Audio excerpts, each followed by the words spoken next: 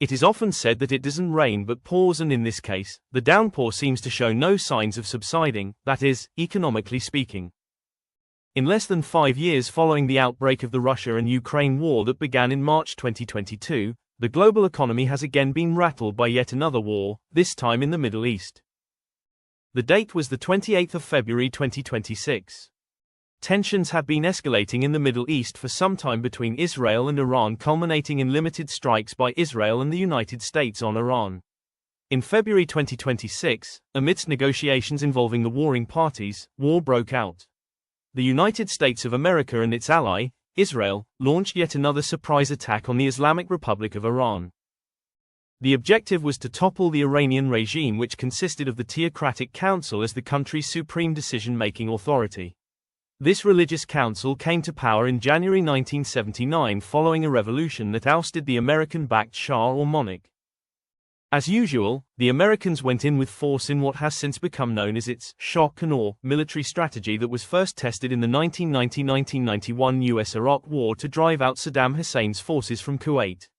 The aim of the Iran war was to secure an overwhelming victory within a few days and to force the Iranian government officials to the negotiating table. According to various media sources, the timeline given by Washington for the war was rumored to be 6 weeks, although no official report had been given in that regard. From military and government installations, to missile launch sites, factories and even some civilian facilities, the American and Israeli air forces pounded Iran day and night. However, despite the relentless bombing campaign, the Iranians held out even when their supreme leader, Ayatollah Khamenei, and the leaders of the Iranian Revolutionary Guard Corps, IRGC, were assassinated. Khamenei had ascended to the helm of power in 1989 after the death of his predecessor, who had ruled Iran from the onset of the Islamic Revolution in January 1979. Thus, the assassination of Khamenei in March 2026 was hoped to bring about a revolution by Iranians against their government, which had been projected as autocratic. This was especially so, after it had been reported that Khamenei's regime had forcefully suppressed protests across Iran in December 2025 and January 2026, resulting in the deaths of over 40,000 people. However, the actual figure of protesters killed remains a subject of much speculation due to its uncertainty. Nevertheless, the assassinations did little to alter the composition of Iran's leadership structure as Mojtaba Khamenei, the son of the assassinated supreme leader, ascended to power. In response to the American and Israeli aggression, the Iranians responded with a volley of rockets directed at Israel and American military bases in the Gulf region, attacking countries referred to as the Gulf Cooperation Council or the GCC nations. This despite the presence of American anti-missile defense systems in their respective countries. As a result, air and sea transport were disrupted, with the United Arab Emirates, which has one of the busiest airspaces in the world, shutting its airspace. As the war dragged on, and without an immediate end in sight, the global economy shook as threats from both the American President Donald Trump and the spokesman of the Iranian Revolutionary Guard Corps, IRGC, Ibrahim Zulfikari, pointed to an escalation of the conflict. In the midst of the geopolitical tensions, there was one other major casualty of the war apart from the loss of human life, and that was the disruption to global oil supply. Oil is the lifeblood of global industry, and any disruptions to its supply negatively affects the performance of the global economy. Consequently, it was reported that the price of crude oil, which stood at around $70 at the beginning of the war, had risen and breached the $100 mark in early March 2026, surging to almost $120 a barrel at some point. Compounding the situation was the pronouncement by the Iranian military that it would block the Strait of Hormuz, the global oil artery through which much of the oil that heads to the rest of the world passes. Despite this, what economists refer to as the rocket and feather phenomenon was expected to eventually take place, with the oil price falling over a period of time to acceptable levels, despite having risen sharply during the first weeks of the war. To better understand what the blockage of the Strait of Hormuz means for the global economy, we may take into consideration a few factors. The Middle East is the world's largest oil-producing region. It produces an estimated 31 million barrels of oil per day, which translates to between 30 to 32% of global production. Key oil-producing countries are Kuwait, Saudi Arabia, Iran, Iraq, and the United Arab Emirates. The consumption rate in the world per day is 20 million barrels of oil, and most of it goes through the Strait of Hormuz. A barrel equates to approximately 160 liters. To put things into perspective, an oil tanker has a capacity of 2 million barrels of oil, meaning to satisfy the global daily demand for oil in a day, 10 oil tankers are needed. But, it is not as simple as turning on the oil taps and sending oil through to different destinations across the world. There are a lot of logistical and other considerations before one refills his or her car at a petrol station. That, therefore, is exactly where the problem lies. At the outbreak of the war, various countries relied on their respective oil reserves, which differ notwithstanding the International Energy Agency's (IEA) recommendations of 90 days' worth of oil reserves. The consumption of oil at any given point in time is usually from deliveries that had taken place a few months prior. That is supply chain economics. However, once the war began, the risk of supply depletion became tangible, largely because an oil tanker typically requires about 20 to 30 days for a one-way journey from the Middle East to its destination. Notably, the Middle East is not the only oil-producing region in the world.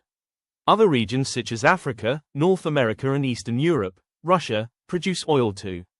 African countries which produce oil include Angola, Equatorial Guinea, Libya, Nigeria and soon Uganda. This begs the question, therefore, as to why other global regions, especially Africa, do not help ease the international oil chokehold by the Iranians. Why do the United States of America and Russia not intervene to assist in the oil crisis, since they too are oil producers? Well, the answer lies in several considerations which range from geopolitics, supply and demand, quality and quantity factors, as well as regional economic systems. Under the Joe Biden administration, the United States had strained relations with Russia. In fact, the Russian Federation under President Vladimir Putin had been placed under American economic sanctions, which barred it from selling its oil to other countries, especially European countries. This, however, did not stop countries like India from purchasing Russian oil due to domestic consumption pressures. Besides, India already had a bilateral agreement with Russia for the supply of oil even before the sanctions took effect, and that treaty dates as far back as 2010, with adjustments being made ever since. Most recently, in March 2026, the second Donald Trump administration lifted Russian sanctions in order to assist in alleviating oil supply shortages across the globe. This, however, came into effect after the 2026 Iranian war had started. However, the lifting of sanctions came at a stage when global panic had set in the wake of the ongoing American, Israeli and Iranian war, and many economies, including that of the United States, had started feeling the war's effects. Secondly, the plight of any economy across the world hinges on the principle of supply and demand. The United States of America is the largest oil consumer with a consumption rate of between 19 and 20 million barrels per day, approximately 19% of global consumption, despite producing about 23 million barrels of oil per day. Although that creates a surplus of about 3 million barrels of oil per day, it is worth noting that not all the oil America produces is domestically consumed. Much has to be exported so as to enable the oil-producing countries to make profit, as the domestic market is insufficient to generate meaningful profits for American oil companies. In fact, the United States remains a net importer of petroleum, importing 1.64 million barrels per day. Therefore, even if all produced oil in the United States was consumed, with the surplus being exported to the global market, it would remain insufficient to make a dent on the global oil demand, making reliance on external sources imperative. Thirdly, the type of quality as well as the quantities needed differ. Oil from the Middle East is of higher sulfur content and has a lower API gravity compared to that of other regions. That means it is generally thicker, denser and contains more impurities. This type of oil is cheaper to purchase but harder to produce, transport and refine. Russia produces what is known as Urals blend, that is, a medium sour crude type of oil. She also produces light crude oil as well as a type of crude oil that is known as Sokol, along with heavy fuel oil and diesel. On the other hand, the United States of America produces light, sweet crude oil, which is the same type as that is produced by African nations, especially in regions like Nigeria, Algeria and Angola. Therefore, due to the differing compositions of the oil across the world, the responsibilities of refinery are left to importing nations, which affects supply levels. Most of the nations that lack refining capabilities opt to import petroleum products which come at a higher cost than purchasing crude oil.